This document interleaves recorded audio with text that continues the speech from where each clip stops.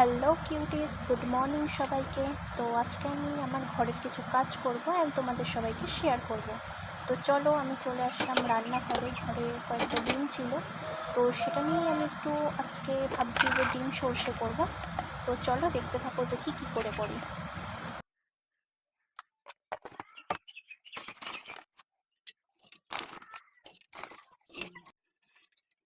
তো তোমরা সবাই কেমন আছো বলো। এইটা আমার নতুন ইউটিউব চ্যানেল। আমার আগেও একটা ইউটিউব চ্যানেল ছিল, কিন্তু কোনো কারণবশত সেটা বন্ধ করে দিতে হয়। তো আমি আজকে তোমাদের সাথে ছোট্ট একটা মিনি ব্লগ শেয়ার করছি। তো কেমন লাগে সেটা আমাকে কমেন্ট করে অবশ্যই জানাও। আমার এটা যেহেতু নিউ চ্যানেল, ওই জন্য প্লিজ প্লিজ একটুখানি সাপোর্ট করো, সাবস্ক্রাইব করে দিও। অ্যান্ড সাবস্ক্রাইব করতে আর লাইক করতে তো কোনো টাকা লাগে না, তো অবশ্যই সেটা করে দিও। তো যাই হোক, এত গরম পড়েছে, ঘরে ছিল একটু কাঁচা আম পান্না, তো সেটারই শরবত করছি এখন।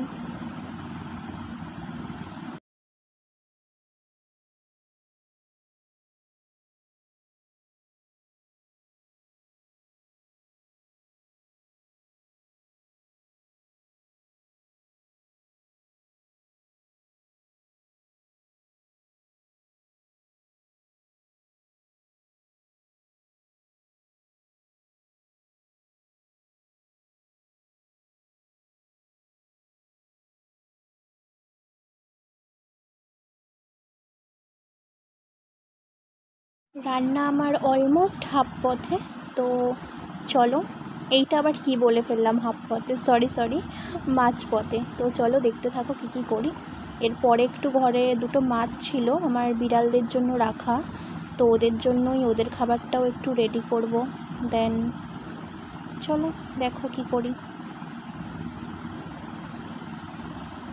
আজকে রেসিপিটা হয়তো তোমাদের দেখাতে পারছি না, ঠিক আছে? তো তোমাদের যদি রেসিপিটা দেখতে হয় যে ডিম সর্ষের নিউ স্টাইলে কী করে করবে, তো আমাকে কমেন্টে জানিও। আমি অবশ্যই তোমাদেরকে এই রেসিপিটা দেখাবো।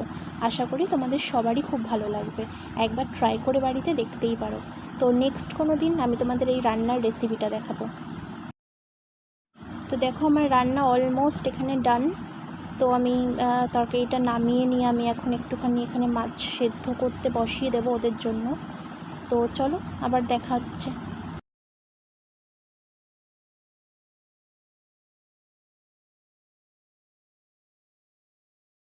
এখন করবো লাঞ্চ। তো আজকের রান্নাটা সত্যি কথা বলতে খুবই সুন্দর হয়েছিল। তো চলো দেখা হচ্ছে আবার কোনো নেক্সট মিনি ব্লগে। তো ততক্ষণের জন্য টাটা।